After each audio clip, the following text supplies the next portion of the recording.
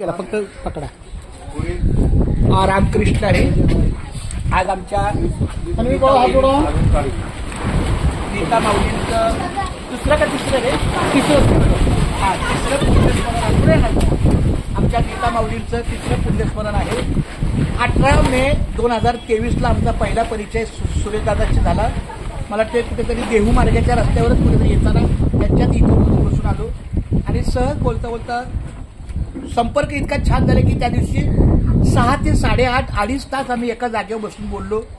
त्यांच्याशी बोलणं, माझा त्यांच्याशी जुळलेला ऋणानुबंध पाहता सातत्याने त्यांचा संपर्क वाढला आणि आज तागायत मला अजून वर्ष पण नाही झालं पण इतकं छान संपर्क झाला आणि माझ्या काही चांगल्या वक्तव्याने, चांगल्या गुणधर्मामुळे किंवा काहीतरी त्यांना भावलं असेल, त्यांनी माऊलीच्या मार्गाला आले आणि त्यांनी माझ्याकडूनच माळ घातली तुळशी माळाची. तर त्यांनी हट्टच केला की नाही मला तुमच्याकडूनच माळ घालायला. बोला बाबा ही माळ पांडुरंगाची आहे, संतांची आहे, मी फक्त निमित्त असेल, फक्त रामकृष्ण हरी मात्र चालू ठेवा. त्याप्रमाणे त्यांनी छानपैकी त्यांचं नामस्मरण चालू ठेवलंय. आमच्या रमेश दादांनी पण बऱ्यापैकी चांगल्या नामस्मरणाचं काय शेवटी कसं असतं बघा, नामसंकीर्तन साधन पै सोपे, जळतील पापे जन्मांतरीची, न लगती सायास जावे वनांतरा, सुखे येतो घरा नारायण, ठाईचं बैसुनी करायक चित्त आवडी अनंत आळवावा, रामकृष्ण विठ्ठल केशवा, मंत्र हा जपावा सर्व काळ, याहून असता अनेक साधन, वाहतची आन विठोबाची, तुका म्हणे सोपे आहे सर्वाहुनी, शहाणा तो धनी घेतास.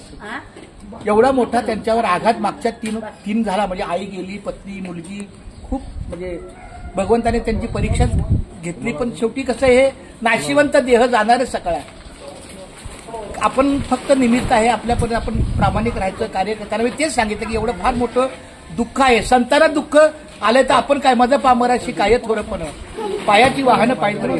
त्याप्रमाणे त्यांनी त्यांच्या कार्याला चांगलं हे केलं आणि मग माळकरी जीवन जगताना आमचा संकेत आहे ना बाळा, माझ्या संकेतची पण माझी फार छान भेट झाली. त्याच्या पण संपत्रात जाऊन काहीतरी रामकृष्णांचा माध्यमातून जाईल. आज आमच्या नीता वहिनींचं तिसरं स्मरण आहे, त्या निमित्तानं वरती दर्शन घेतलं आणि त्यांचा हा प्रसाद आहे. खूप छान मावले रामकृष्ण. सर्वांना माझा रामकृष्ण हरी. सर्व बोला, सर्वांनी बोला रामकृष्ण हरी. या बात आहे, रामकृष्ण हरी, रामकृष्ण हरी. बघा त्या काकाने सांगितल्याप्रमाणे जेवढं तुम्हाला लागेल तेवढंच घ्यायचं, लागलं तर अजून घ्या, पण जास्त घेऊन उरलं नाही पाहिजे. कारण आपण श्लोक बोललेला आहे, अन्न हे पूर्ण ब्रह्म आहे. सगळ्या देवांचा मोठा देव म्हणजे ब्रह्मदेव. मग हे अन्न ब्रह्म आहे, मग त्याला आपण असं वाया घालवणार का नाही. म्हणून त्याला जपून पाणी आणि अन्न जपून वापरा. पाणी पण सांगता कामा नये. खूप छान माऊली रामकृष्णारी.